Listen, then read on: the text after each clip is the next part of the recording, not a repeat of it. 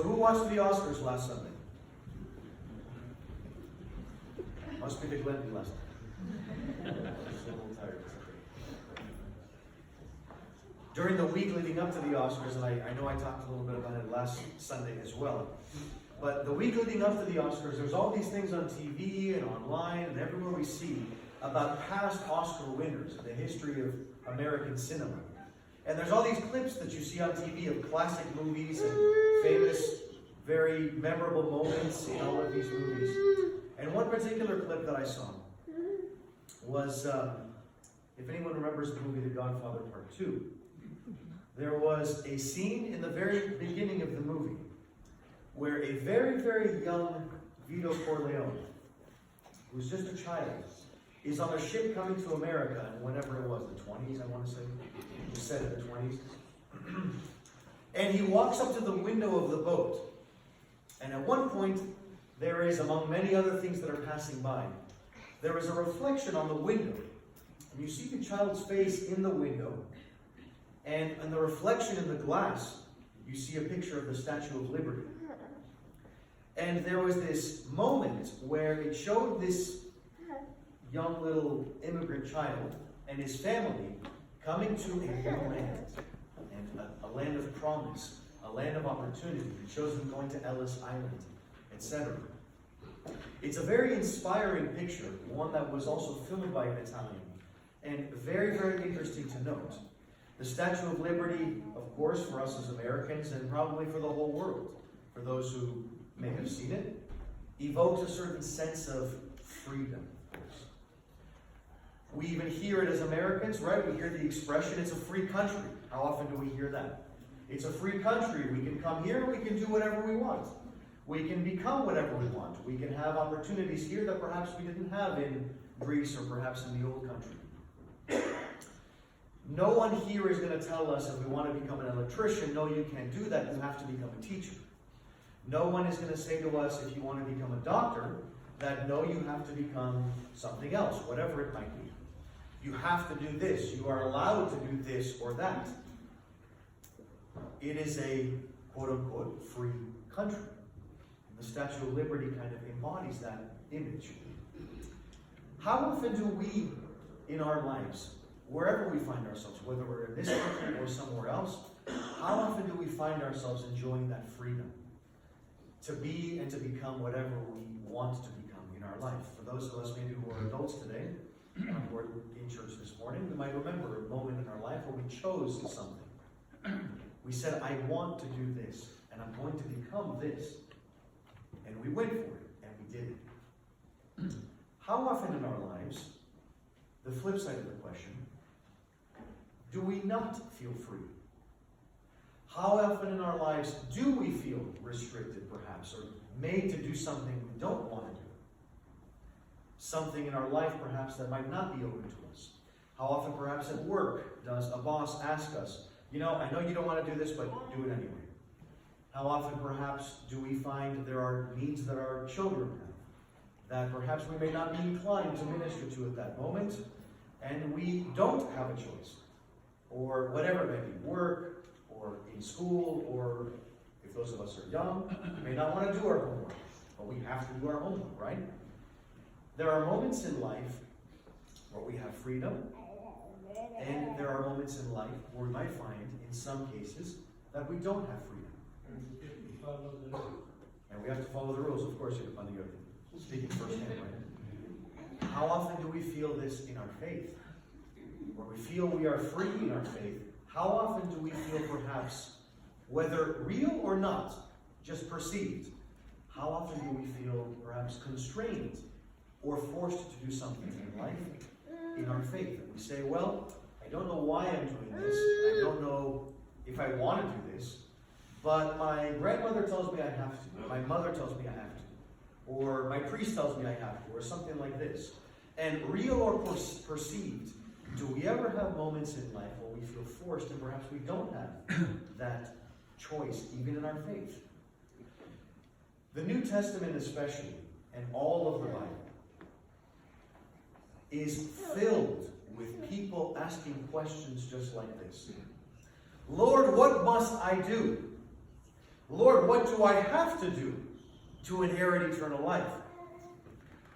If I, XYZ, insert scenario here. If a man divorces his wife and she gets remarried, or he dies, or this happens, what must I do? How often do we hear the word must and should and have to and need and these kinds of words that people ask Jesus and even Paul in the scriptures? How often do they say, well, I guess I find myself here. I guess I must have to do this. Is this correct? Jesus, is this correct? Lord, is this correct? Paul or Peter or whoever it might be. And we hear even in the letters of St. Paul. Paul writes to all of these early Christian communities, and he writes in his letters certain specific instructions that denote that people were struggling with something. And so today, St. Paul talks about a topic that is very relevant for us as Orthodox, and very relevant for Orthodox now, in this time of year, and that is fasting. St. Paul begins, at least in this passage today, it's from 1 Corinthians, chapters 8 and 9 was the reading we heard today. The passage begins by saying, brethren, food will not commend us to God. We can either eat or we don't have to eat. He says. It almost implies from the context that people are asking, what do I have to eat? What do I not have to eat? What can I eat and what must I not eat? And keep in mind that the context this is coming from in the Old Testament. The Jews believed, Christianity sprang out of course, the Jewish religion. The Jews believed that there were foods that they must not eat. That's where the concept of kosher comes from today, that we even hear about today. This food, this animal is unclean. This one is clean. This one is not clean. This one is clean. And so they had kind of an order in their life, and they said, what must I not even touch? What can I not touch? And what can I touch? What can I put in my mouth? And what can I not put in my mouth? And Paul is saying emphatically today, and this is not just the only part of this letter to the Corinthians that he talks about fasting. Emphatically, he says, guys, if you're talking about what must I do and what must I not do, you're missing the point. You're missing the point, he says. And today, Paul refers to fasting in a very beautiful way, and one that struck me when I read this passage last week. He uses the word liberty. Liberty. Not what we eat, what we don't eat, by the way. And then he goes on to say, since you have this liberty, He uses the word liberty with fasting. Very interesting. It's one that we might not associate with food, right? We might associate it perhaps with citizenship, or nations, or careers, or whatever it might be. But Paul says liberty when it comes to eating even. You have this liberty. You have this liberty. In Greek, the word is exousia. Exousia. But that doesn't exactly just mean liberty. It's translated liberty because it's kind of a loose translation. There's not really a perfect one word in English. Exousia even means sphere of authority. The realm of influence that we have around us. Okay? A king has an exousia, it's his kingdom. A citizen has exousia to do certain things. We as Christians, he says, have exousia. We have freedom to do or not do. We have freedom. We are not forced to fast. This is a concept in our church that is so often, so easily misunderstood. And today we find ourselves in the last day before Lent that we, doing the strict fast, can eat meat, even though Lent begins a week from tomorrow. Today is Meatfare Sunday, and we had Saturday of Souls yesterday. The two readings connect to one another. But for us, we know that this is a day that we eat meat so that we can get it out of our system, so to speak, and then begin fasting. And so the reading today is about eating. And it is about our liberty with eating or not. Too often, my brothers and sisters, I hear people say to me, well, I know that not fasting is a sin. Whoa. Back up for a second. Who told you fasting is a sin or not a sin? Who told you not fasting is a sin to not fast? Are you forced to fast? Is it something evil if you don't?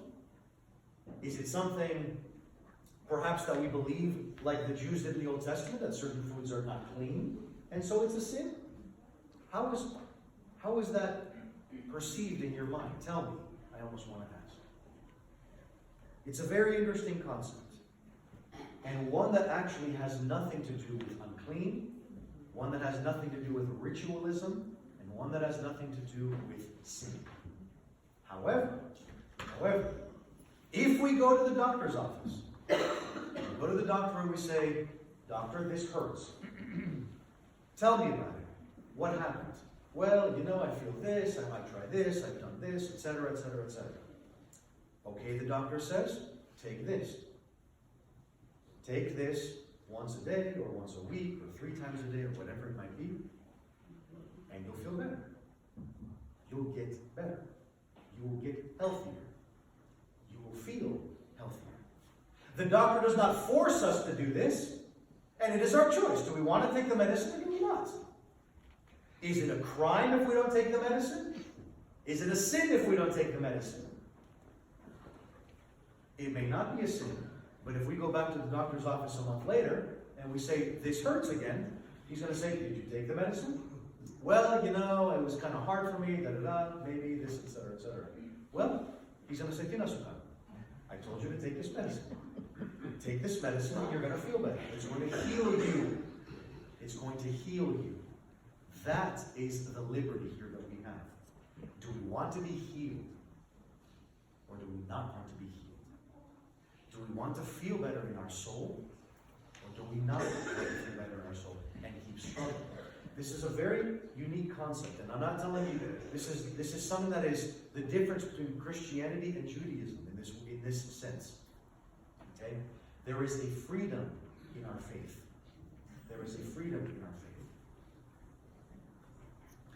Paul, in another part of this same letter, says all things are lawful.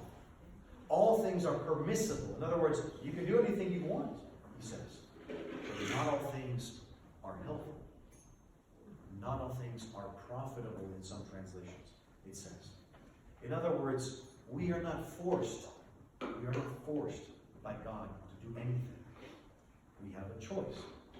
But we also have what we know is going to heal us and what is good. The liberty, Paul says. The liberty, Paul says. Do or not do. But it is a liberty. It is a freedom in a way. If our faith to us does not feel like a land of opportunity, if our faith to us perhaps might not feel like we are entering into a place of hope, with an inspiring image, perhaps like in that Statue of Liberty moment, then perhaps we need to rethink some of the things that we're doing. This is an opportunity for us. It is a land of hope. And it is the greatest freedom. It is the greatest, most amazing place to be. It is not about sin and damnation. Despite the reading today, there's a lot of context to that as well, by the way. It is an opportunity to be in a relationship with God. It is an opportunity. It is the ultimate form of freedom, our faith. It is the ultimate form of healing, our faith. It is the ultimate form of freedom. It is the ultimate form of love that we could possibly have. And when we try, and when we do these things, and we see that our life gets better, and we see that closeness happen, and we enter into a new world that we did not have before. It is an amazing blessing, and one that we reflect on every year that Lent begins again. Every year that Lent begins again. Let us seize the opportunity and remember that the Lord gives us free will and this liberty that we may follow the prescriptions, so to speak. That we may follow the prescriptions and receive that healing, that joy, that comfort, and that love that comes from a relationship with Jesus Christ.